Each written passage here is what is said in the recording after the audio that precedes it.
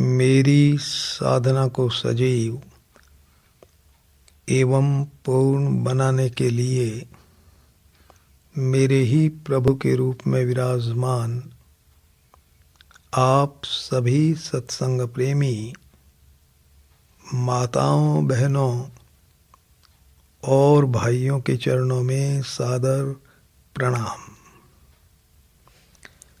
आज का मुख्य विषय है प्रभु विश्वास से एक पल में चिंता का नाश, स्थायी प्रसन्नता की प्राप्ति और प्रभु के दर्शन। मानव जीवन भगवान की असीम कृपा से मिलता है। आपके पास स्त्री का शरीर है तो भी आप मानव हैं, आपके पास पुरुष का शरीर है तो भी आप मानव हैं।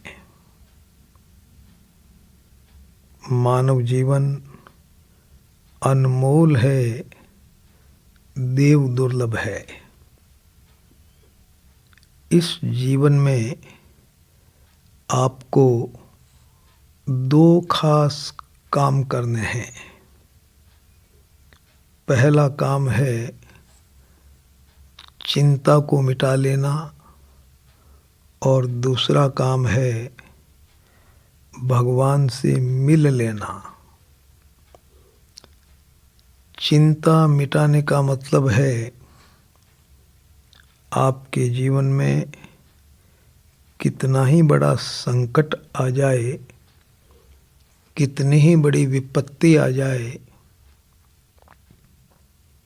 कितनी ही बड़ी प्रतिकूलता आ जाए, उसमें लेश मात्र भी चिंता न होना, कण मात्र भी दुख न होना, बिल्कुल मानसिक तनाव न होना, परेशानी और खिन्नता न होना, प्रसन्नता बनी रहना, परमात्मा की याददाश्ती बनी रहना और उस याददाश्ती के आधार पर रोम रोम आनंदित रहना। मृत्यु के क्षणों में भी आपकी प्रसन्नता बनी रहनी चाहिए। दूसरा काम परमात्मा से मिल लेना, उनके दर्शन कर लेना, उनसे बातचीत कर लेना, उनके भक्त बन जाना। बस भैया जी, इन दो कार्यों को करने के लिए ही आपको भगवान ने मानव जीवन दिया है। अब इन दो कार्यों को करने के दो तरह के उपाय हैं। पहला उपाय है जिसमें आपको शरीर और इंद्रियों से कुछ न कुछ करना पड़ेगा, मेहनत करनी पड़ेगी, समय लगेगा, लंबा रास्ता है ये। और दूसरा उपाय है जिसमें आपको कुछ भी करना नहीं पड़ेगा, कोई प्रयास नहीं, कोई मेहनत नहीं, समय लगेगा नहीं और तत्काल आपका काम बन जाएगा। काम बनने का मतलब है आपकी चिंता मिट जाएगी, आपको परमात्मा मिल जाएंगे। इस दूसरे उपाय का नाम है परमात्मा में विश्वास करना। श्री रामचरितमानस की एक चौपाई में आपसे निवेदन करूं। उपजई राम चरण विश्वासा, भव निधि तर नर बिनहि प्रयासा। उपजई राम चरण विश्वासा, इसका मतलब है यदि आप भगवान के चरणों में विश्वास कर लें, प्रभु में विश्वास कर लें, तो भव निधि तर नर बिनहि प्रयासा, बिना किसी प्रयास के, बिना किसी मेहनत के आप संसार सागर के पार उतर जाएंगे। संसार सागर के पार उतरने का मतलब है चिंता मिट जाएगी, परमात्मा मिल जाएंगे। उपाय बताया गया, परमात्मा में विश्वास करो भैया। याद रखिएगा, परमात्मा का भजन, परमात्मा की पूजा, परमात्मा के दर्शन, परमात्मा की आरती, परमात्मा के नाम का जप, ये सब अलग बातें हैं और परमात्मा का विश्वास बिल्कुल अलग बात है। संभवतया साधक भाई बहनों के जीवन में बहुत बार यह भूल रहती है कि वे भगवान की पूजा करते हैं, पाठ करते हैं, जप करते हैं, तप करते हैं, स्तुति बोलते हैं, वंदना करते हैं, उपासना करते हैं, भगवान की लीलाओं को पढ़ते हैं, सुनते हैं, देखते हैं। ये सब बहुत अच्छी बातें हैं।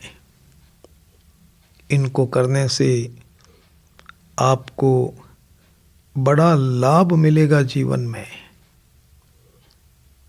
लेकिन भैया जी, यदि आपको जीवन का लाभ अभी अभी लेना है, एक पल में लेना है, इसी क्षण लेना है, चिंता को मिटाना है इसी क्षण, परमात्मा को पाना है इसी क्षण, तो उसका उपाय बताया गया, परमात्मा में विश्वास करो।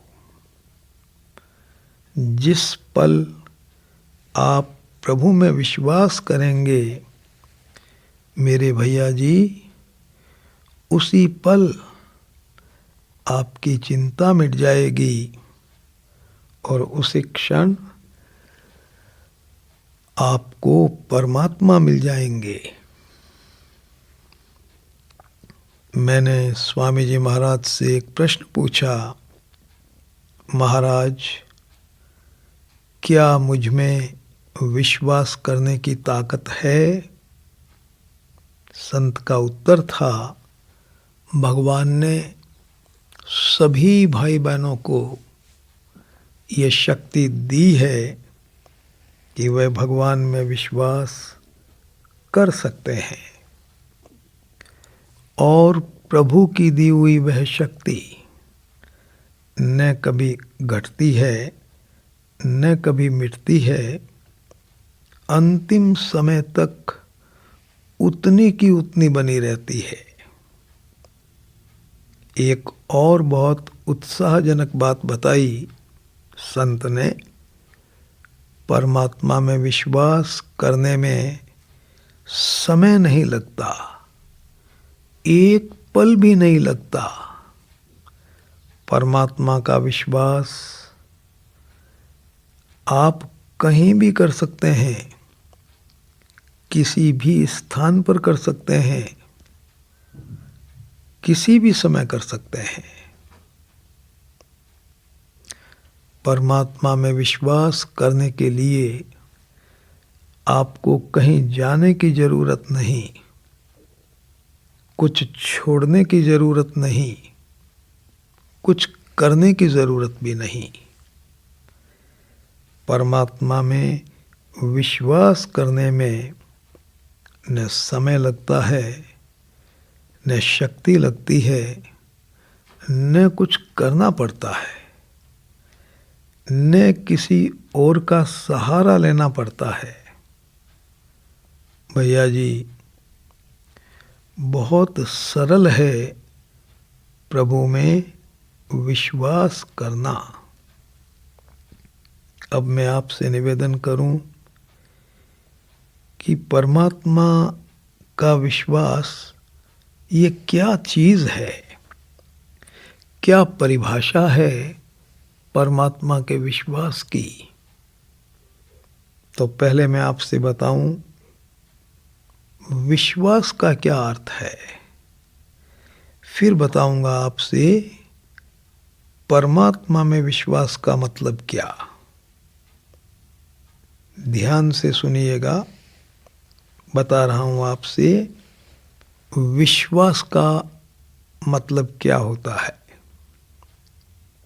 जिसको आपने आंख से कभी देखा नहीं, जिससे आप कभी मिले नहीं, जिसको आप बुद्धि से जानते नहीं। 3 बातें हैं भैया जी।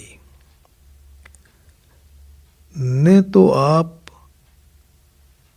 उसको जानते हैं, न कभी आप उससे मिले, और न आपने उसको आंखों से देखा। आंखों से देखा नहीं, जाकर के कभी मिले नहीं, और बुद्धि से जानते नहीं। आपने उसके बारे में केवल अपने कानों से सुना। सुनते ही आपने उसको एकदम सच्चा मान लिया। इतना सच्चा मान लिया कि जैसे आपने उसे आंख से देखा हो, मिले हों, बुद्धि से जानते हों। एकदम सच्चा मान लिया, और उस मानने का आप पर असर हो गया, प्रभाव हो गया। इसको कहते हैं विश्वास करना। बिना देखे, बिना जाने, बिना मिले किसी चीज के संबंध में केवल कान से सुन करके उसको एकदम सच्चा मान लेना, और उस मानने का अपने पर प्रभाव हो जाना, इसको कहते हैं भैया जी विश्वास करना।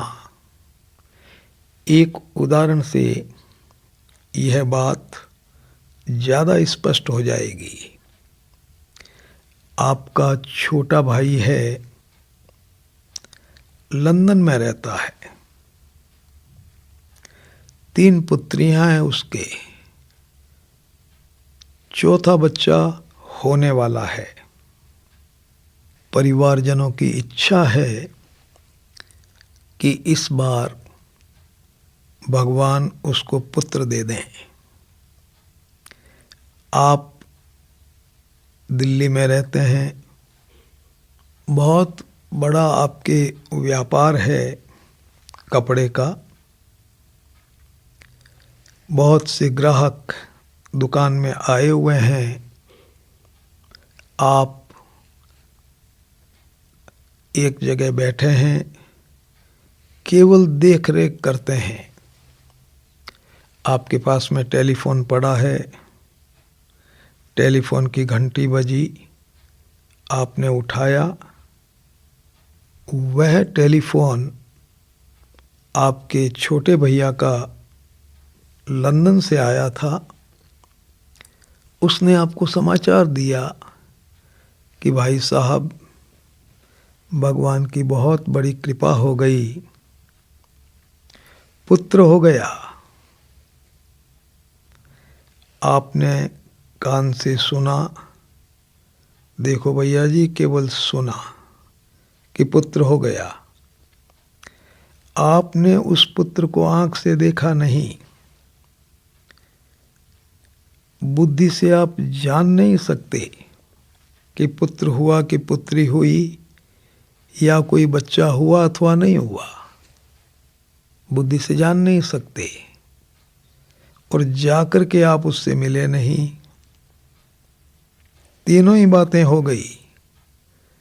न उसको देखा, न जानते हैं, न मिले।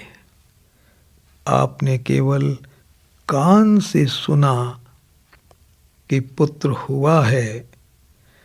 इस सुनी हुई बात को बताइए, आप मानेंगे कि नहीं मानेंगे? मान लेंगे ना? तो आपने इस बात को मान लिया और मानने का आप पर असर हो गया। असर क्या हो गया? बहुत खुशी हुई आपको, बड़ा आनंद आया, भगवान की बहुत बड़ी कृपा हो गई। छोटे भैया को पुत्र प्राप्त हो गया, बड़ी खुशी, बड़ा आनंद, बड़ी प्रसन्नता। इसको कहते हैं विश्वास करना। आप घर गए, पूरे परिवार को आपने ये समाचार सुनाया, उन्होंने भी सुना, सुन करके माना, एकदम सच्चा माना। उनको भी बहुत खुशी हुई, खूब बधाइयाँ बंट गई, प्रसाद चढ़ा दिया भगवान को। भैया जी, उन्होंने भी विश्वास कर लिया। आपके परिवार में आपके दादाजी हैं, 100 वर्ष की आयु है उनकी, लेकिन वो हैं स्वस्थ। आपने उनको समाचार सुनाया। बताइए, मान लेंगे कि नहीं मान लेंगे? वो भी इस बात को मान ही लेंगे। आपके दादी जी हैं, बहुत बूढ़ी हैं, आंखें नहीं हैं उनके, शरीर में बीमारी भी है, असमर्थ हैं एकदम। लेकिन भैया जी, उनके कान ठीक हैं, उनका मस्तिष्क अच्छा है। आपने यह समाचार दादी जी को सुनाया। बताइए, मान लेंगे कि नहीं मान लेंगे? मान लेंगे ना? तो आंखें नहीं है, फिर भी आप विश्वास कर सकते हैं कि नहीं? शरीर में रोग है, फिर भी आप विश्वास कर सकते हैं। शरीर असमर्थ है, फिर भी आप विश्वास कर सकते हैं। मैं निवेदन आपसे ये करना चाहता हूँ कि शरीर कैसा ही हो, कोई अंग शरीर में नहीं हो, फिर भी आप विश्वास तो कर सकते हैं। भैया जी, विश्वास करने की ताकत बताइए आप में है कि नहीं? है ना? और अब मुझे इस बात का जवाब दीजिए कि विश्वास करने में समय कितना लगा? भाई, सुना और माना तो समय तो लगा ही नहीं, 1 सेकंड भी नहीं लगा। विश्वास करने के लिए बताइए आपको क्या करना पड़ा? हाथ से, पैर से, आँख से, नाक से, इंद्रियों से क्या करना पड़ा? किसी भी प्रकार की कोई क्रिया तो आपने की ही नहीं, केवल बात को सुना और माना। तो विश्वास करने में भैया जी प्रयास नहीं है, अभ्यास भी नहीं है, समय भी नहीं लगता। विश्वास करना बहुत सरल है। केवल सुनी हुई बात को मान लेना, उसका अपने पे प्रभाव हो जाना, इसी का नाम विश्वास है। 5 घंटे के बाद में फिर छोटे भाई का टेलीफोन आया और उसने समाचार दिया कि बच्चा बीमार है। जो बच्चा पैदा हुआ वह बीमार है। इसको भी आपने सुना, माना, और इसका असर क्या हुआ? आपको चिंता हुई। परिवारजनों को आपने यह समाचार सुनाया, उनको भी चिंता हुई। और 4 महीने के बाद में छोटे भैया का फिर टेलीफोन आया कि भगवान की लीला है, जो बच्चा पैदा हुआ वह नहीं रहा, प्रभु के घर चला गया। बताइए, इस समाचार को आप सुनेंगे, मानेंगे कि नहीं मानेंगे? और इसका असर होगा कि नहीं होगा? मानेंगे, असर ये होगा कि आपको चिंता हो जाएगी, दुख होगा। तो मैं निवेदन आपसे ये करना चाहता हूँ कि सुन करके बात को मान लेना और उसका असर अपने पे हो जाना, इसका नाम है विश्वास। भैया जी, विश्वास करने की ताकत भगवान ने आपको दी है। आप विश्वास कर सकते हैं। अब मैं आपसे निवेदन कर रहा हूं, परमात्मा में विश्वास का अर्थ क्या है? प्रभु का विश्वास किसे कहते हैं? देखो, परमात्मा को आपने आंख से नहीं देखा। जैसे हम एक दूसरे को देख रहे हैं ना, वैसे परमात्मा को आपने आंख से नहीं देखा। और परमात्मा को आप बुद्धि से नहीं जानते।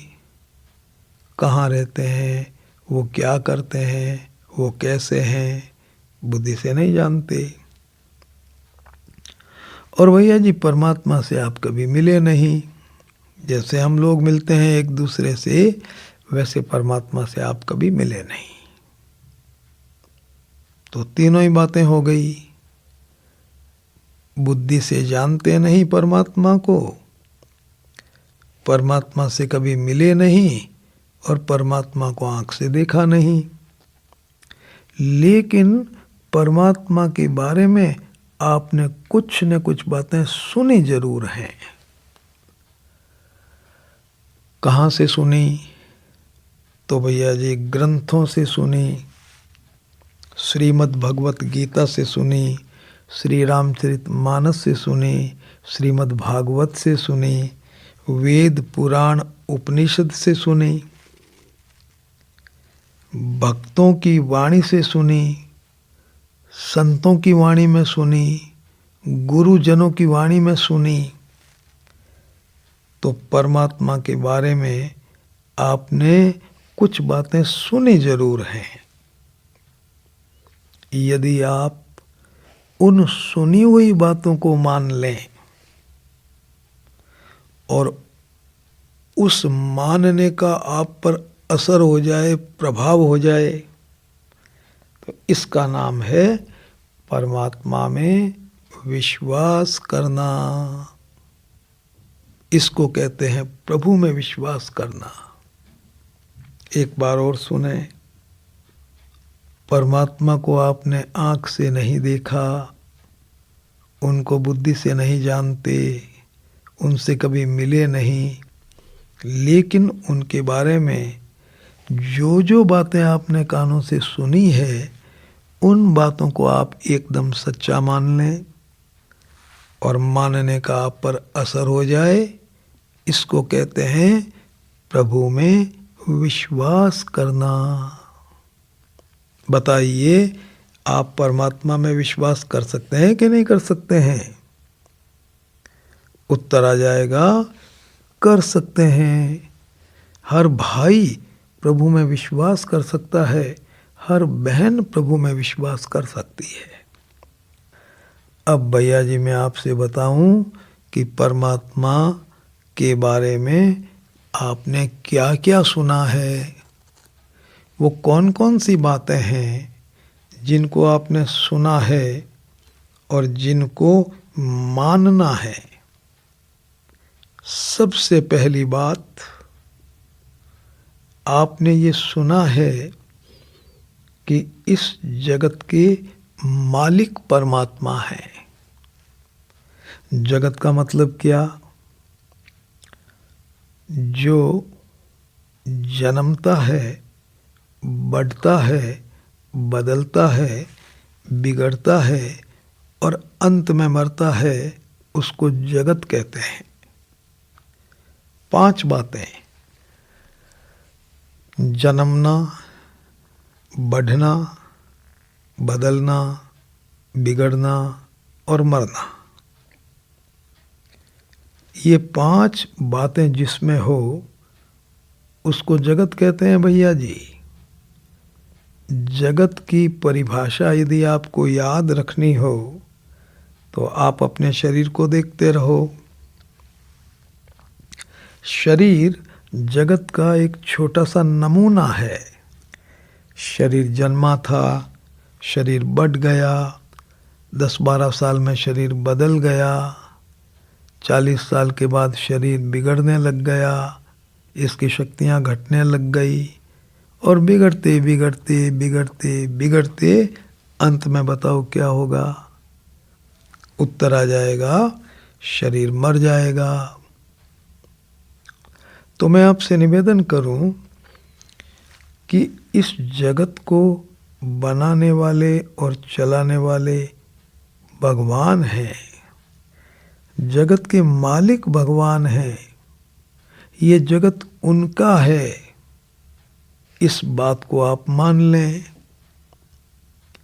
तो सारा जगत उनका है, जगत के मालिक वो हैं। तो भैया जी, आपके पास इस जगत का जो एक छोटा सा अंश है, जिसका नाम है परिवार,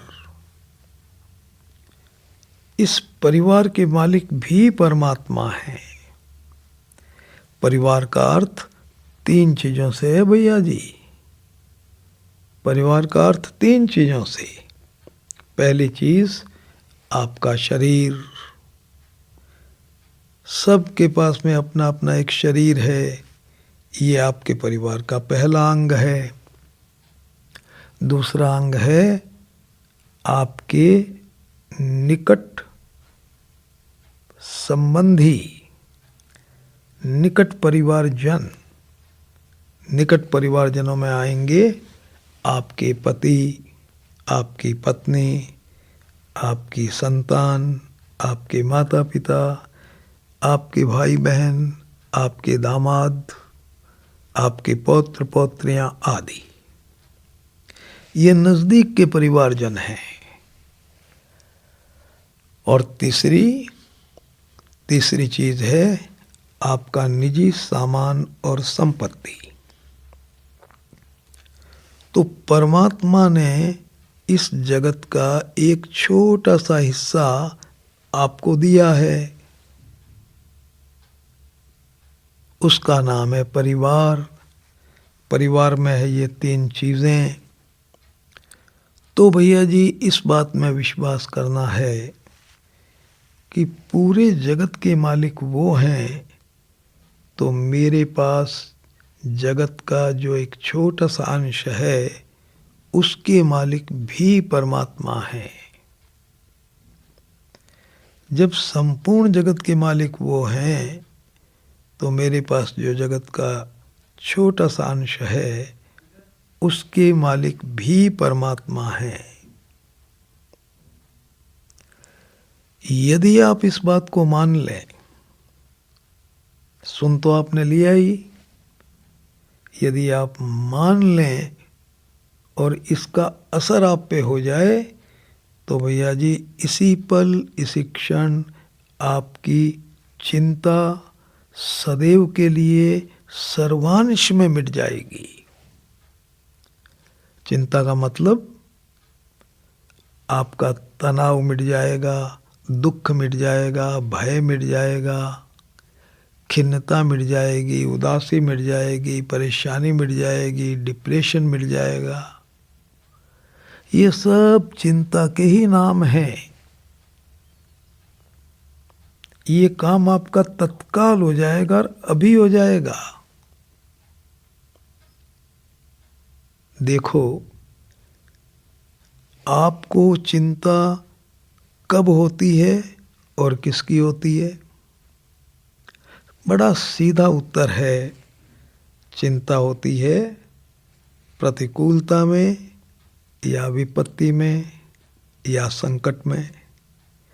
और वो संकट कहाँ आता है तब आपको चिंता होती है?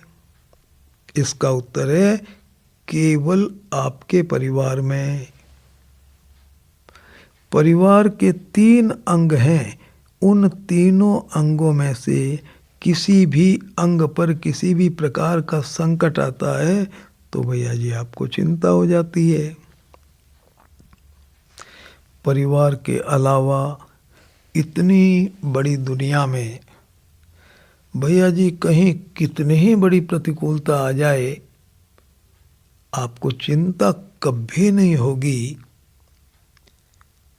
करुणा आ सकती है, दया आ सकती है। आपकी चिंता का कारण क्या है? आपकी चिंता का कारण वास्तव में प्रतिकूलता नहीं है, संकट नहीं है।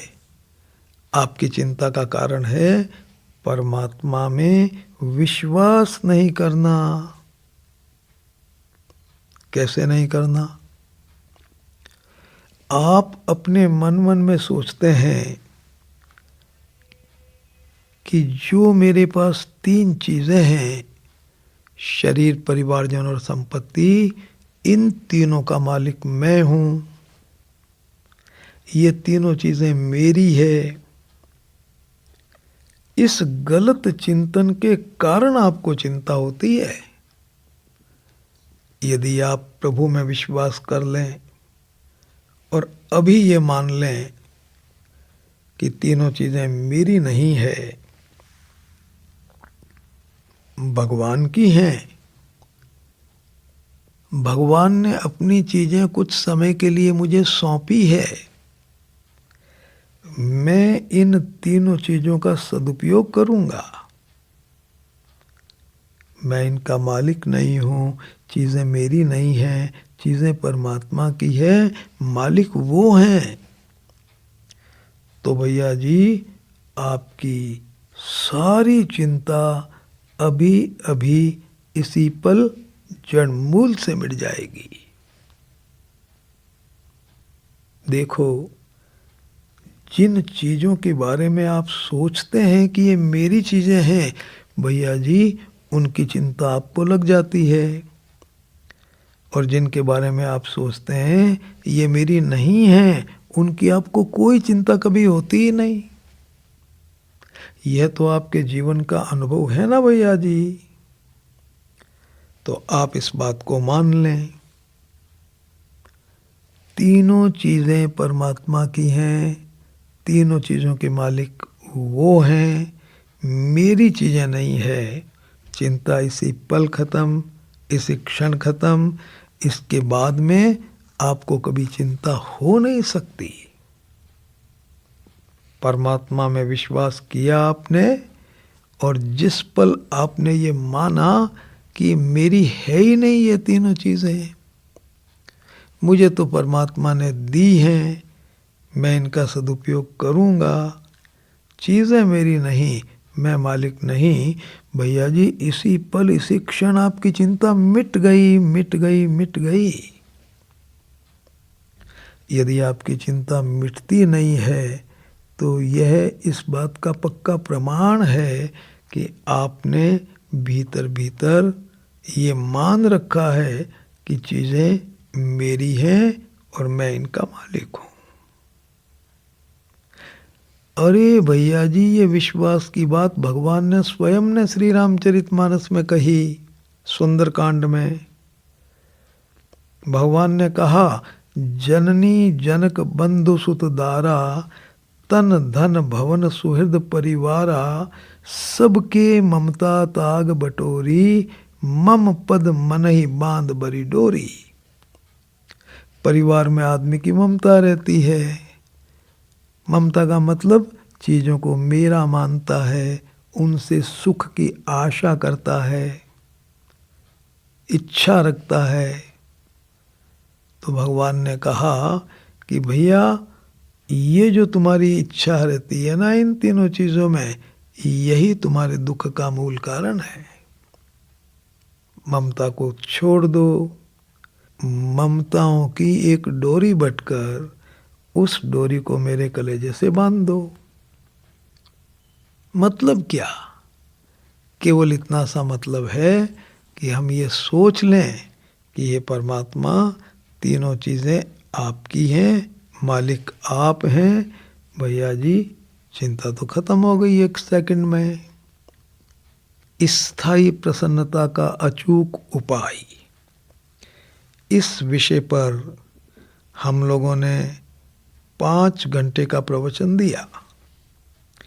उसमें ये बताया गया विस्तार से, बड़े तर्क दे करके, कि इन तीनों चीज़ों का मालिक मैं क्यों नहीं हूँ, इन तीनों चीज़ों के मालिक परमात्मा क्यों हैं। भैया जी, आप उनको सुनेंगे तो आपके मन में ये बात बड़े जोर से बैठ जाएगी कि इनके मालिक परमात्मा हैं। एक बात पूरी हो गई। दूसरी बात जो परमात्मा के बारे में आपने सुन रखी है, वह बात है, परमात्मा जो करते हैं उसी में मेरा भला छिपा रहता है। भगवान जो करते हैं उसमें मेरा भला छिपा रहता है। क्यों छिपा रहता है? भगवान करुणा सागर हैं, परम दयालु हैं, जगत के मालिक हैं, मेरे माता पिता हैं। इसलिए वो मेरे साथ जो करेंगे उसके द्वारा मेरा नुकसान हो नहीं सकता, मेरा अहित हो नहीं सकता, उसमें मेरा भला ही होगा। प्रभु जो करेंगे उसमें मेरा भला ही होगा, मेरा मंगल ही होगा। यदि इस बात को आप मान लें, सुन तो आपने रखा है ही, भैया जी मान लेना तो अभी अभी आपके जीवन की एक गंभीर समस्या का समाधान हो जाए, खत्म हो जाए वो समस्या आपके जीवन से। कौन सी समस्या? प्रतिकूल परिस्थिति के आने का भय लगना और प्रतिकूलता के आ जाने पर उसमें बड़ी भारी चिंता हो जाना, दुख हो जाना, डिप्रेशन हो जाना, मानसिक तनाव हो जाना। हर समय ये भय लगता है कि कहीं कोई संकट आ न जाए, प्रतिकूलता आ न जाए, आ न जाए, आ न जाए। कदम कदम पर डर लगता है भैया जी। तो ये डर आपका खत्म हो जाए, और यदि प्रतिकूलता आ जाती है तो उसमें आपको लेश मात्र भी दुख न हो, चिंता न हो। ये जो एक गंभीर समस्या है, ये भैया जी आपकी मिट सकती है, इसका समाधान हो सकता है। कैसे? परमात्मा में विश्वास करने से। और कौन सी बात? मेरे प्रभु मेरे साथ जो करेंगे उसी में मेरा भला छिपा हुआ है, भला ही छिपा रहेगा। इस बात को मानते ही भैया जी इस समस्या का समाधान हो जाता है।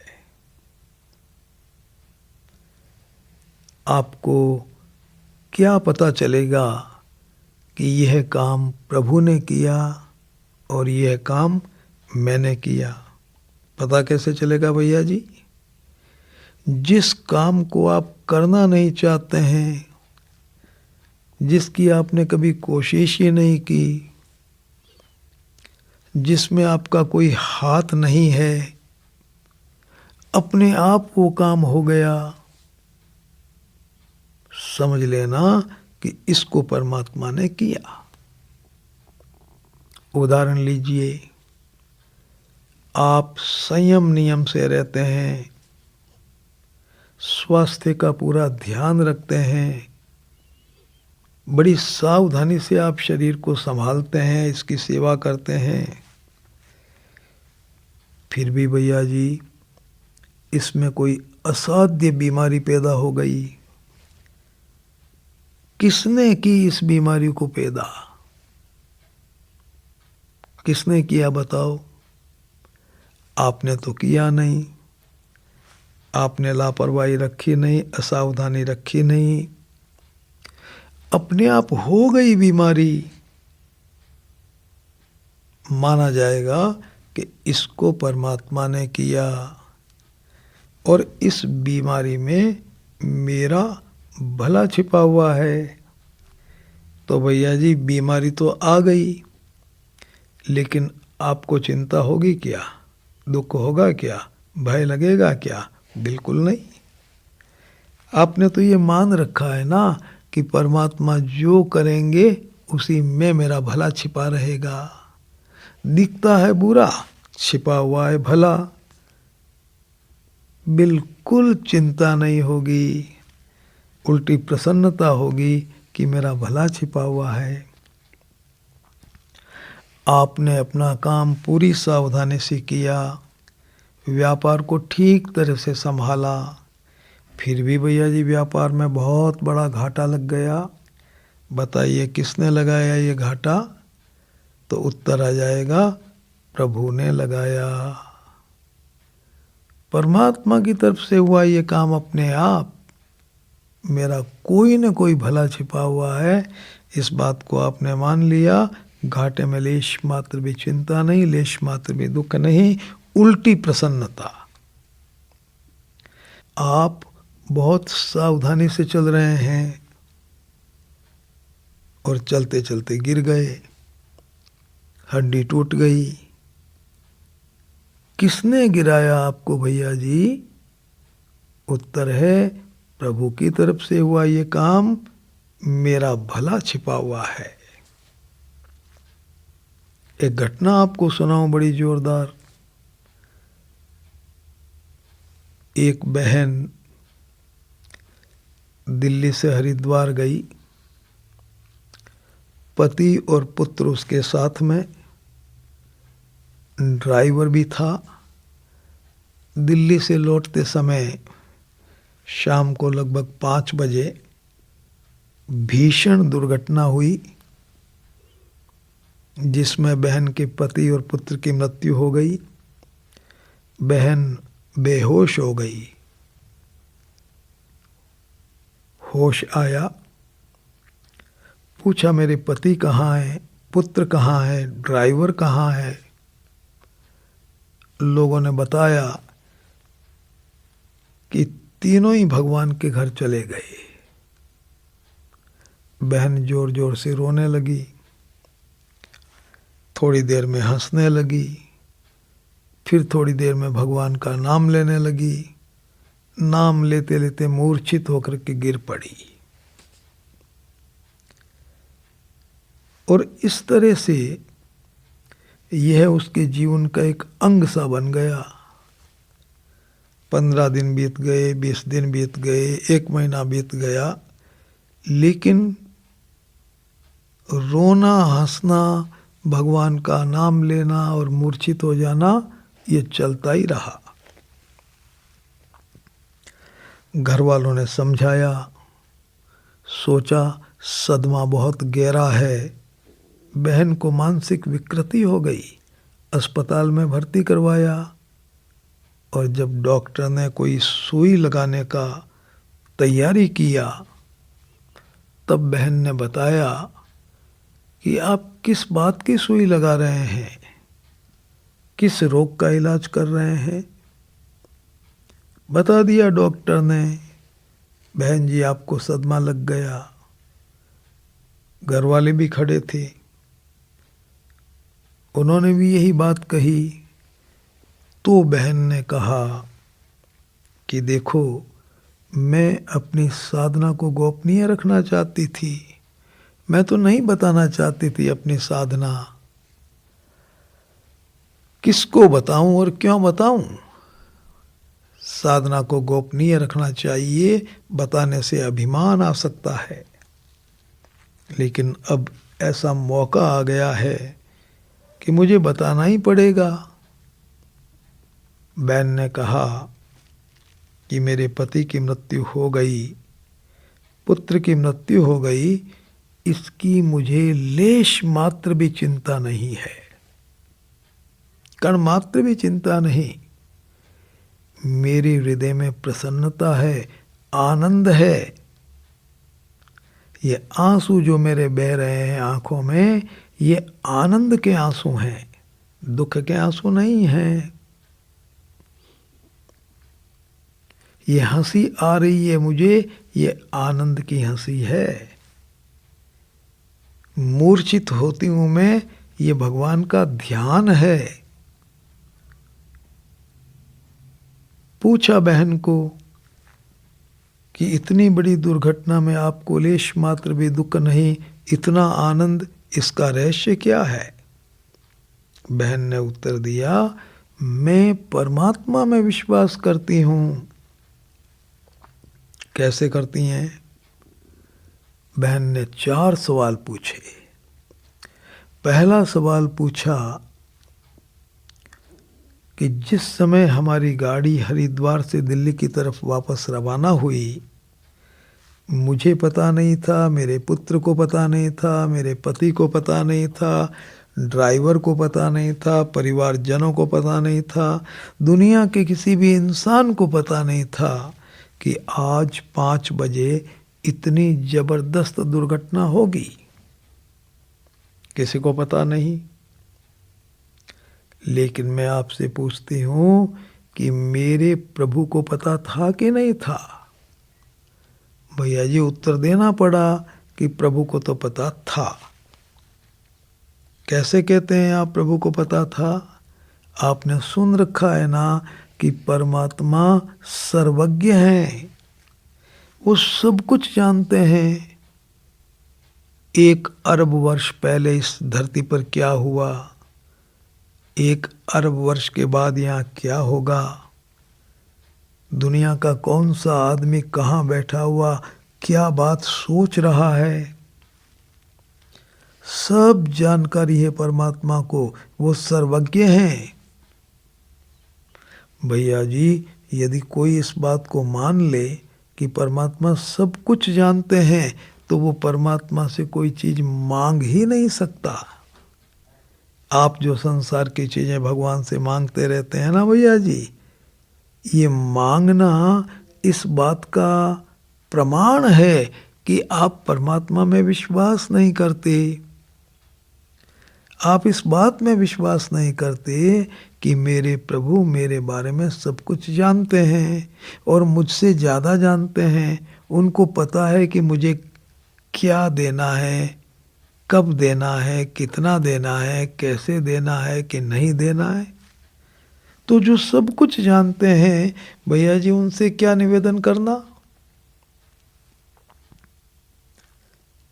सब लोगों ने उत्तर दिया कि भगवान को तो ये पता था कि आज 5 बजे ये दुर्घटना होगी। दूसरा सवाल पूछा कि यदि मेरे परमात्मा चाहते तो इस होने वाली दुर्घटना को रोक सकते थे कि नहीं। सबका उत्तर था यदि प्रभु चाहते तो रोक सकते थे। क्यों? क्योंकि वो सर्वशक्तिमान है, उनके लिए कुछ भी असंभव नहीं। सर्वशक्तिमान का 2 अर्थ होते हैं भैया जी। पहला अर्थ जो सब कुछ कर सकते हो, और दूसरा अर्थ, जिससे ज़्यादा ताकत और किसी की नहीं। दो अर्थ।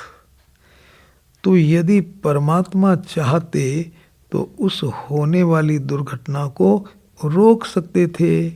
दुर्घटना 5 बजे हुई, 4 बजे रोक सकते थे, 4:30 बजे भी रोक सकते थे, 4:45 बजे भी रोक सकते थे, 5 बजने में 1 सेकंड पहले तक भी रोक सकते थे।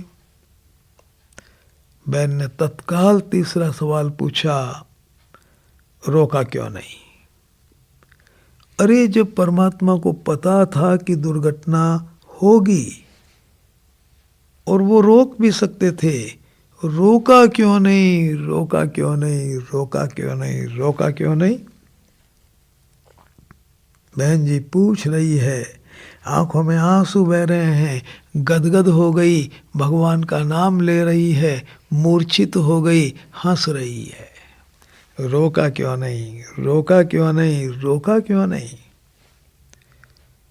इसलिए नहीं रोका भैया जी कि इस दुर्घटना में ही मेरा परम हित छिपा हुआ है। मेरा परम हित छिपा हुआ है। प्रभु ने जो किया है इसी में मेरा भला है, इसी में मेरा भला है। बहन को पूछा गया कि इतनी खतरनाक दुर्घटना में बहन जी आपका क्या भला छिपा हुआ है? बहन जी ने उत्तर दिया कि जो आदमी ये सोचता है कि इसमें मेरा क्या भला छिपा हुआ है, वो तो प्रभु में पक्का विश्वास ही नहीं करता। शंका हो गई ना भैया जी, शंका। तो ये शंका जहां हो जाती है कि इसमें मेरा क्या भला है, वहां तो ये माना जाएगा कि आपने विश्वास ही नहीं किया। शंका आपको कैसे हो गई? क्या भला छिपा हुआ है ये तो भगवान को पता है। अब बताइए, भगवान ज़्यादा जानते हैं कि आप ज़्यादा जानते हैं? भगवान की बुद्धि ज़्यादा तेज है या आपकी बुद्धि ज़्यादा तेज है? भगवान अधिक दूर की बात देख और सोच सकते हैं या आप अधिक दूर की बात देख और सोच सकते हैं? तो भगवान ने अपनी बुद्धि से, अपनी दृष्टि से आपका भला ही किया। तो क्या भला है मेरा, ये बात जो सोच लेता है ना भैया जी, वो तो परमात्मा में पक्का विश्वास ही नहीं करता। ये क्या क्या वाली चीज़ तो विश्वास में आएगी ही नहीं। बस भला है, भला है, भला है, ये बात यदि आप मान लें तो भैया जी प्रतिकूलता का भय मिट जाए। आ गई प्रतिकूलता, उसमें लेश मात्र भी आपको चिंता न हो। इसी को कहते हैं भगवान का विधान। इसी का नाम है भैया जी प्रभु का विधान। भगवान जो करे उसी में मेरा मंगल, उसी में मेरा भला, वही भगवान का विधान। भगवान के विधान की परिभाषा बताऊं आपको? अपनी तरफ से पूरी सावधानी रखने के बाद भी आपके जीवन में अपने आप अथवा किसी व्यक्ति के माध्यम से जिस प्रतिकूल परिस्थिति का निर्माण हो जाता है, उसका नाम है भगवान का विधान। अपनी तरफ से पूरी सावधानी रखने के बाद भी आपके जीवन में जिस प्रतिकूल परिस्थिति का निर्माण हो जाता है, चाहे वो अपने आप हो जाए अथवा किसी व्यक्ति के माध्यम से हो जाए अथवा किसी प्राणी के माध्यम से हो जाए, उसका नाम है प्रभु का विधान। वो प्रभु ने किया और उसमें आपका भला छिपा हुआ है। तो भैया जी ये बात यदि आप मान लें, बताइए चिंता मिट गई कि नहीं मिट गई प्रतिकूलता में? प्रतिकूलता की चिंता मिट ही गई, हो ही नहीं सकती, हो ही नहीं सकती। और याद रखना, अपनी तरफ से विशेष प्रयास न करने के बाद भी आपके जीवन में अपने आप भगवान की कृपा और महापुरुषों की दया से, उनके माध्यम से आपके जीवन में जिस असामान्य अनुकूल परिस्थिति का निर्माण हो जाता है, वो भी प्रभु का विधान है। आपने मेहनत भी नहीं की, उतनी योग्यता भी नहीं, और भैया जी जबरदस्त अनुकूल परिस्थिति जीवन में बन गई आपके, अरबों खरबों रुपए आ गए, सारे लोग आपका बड़ा आदर सम्मान करते हैं। क्या है? ये प्रभु का विधान है भैया जी। इस विधान को आप अपने प्रयासों का परिणाम मान मान कर इसका लेश मात्र भी अभिमान न करें।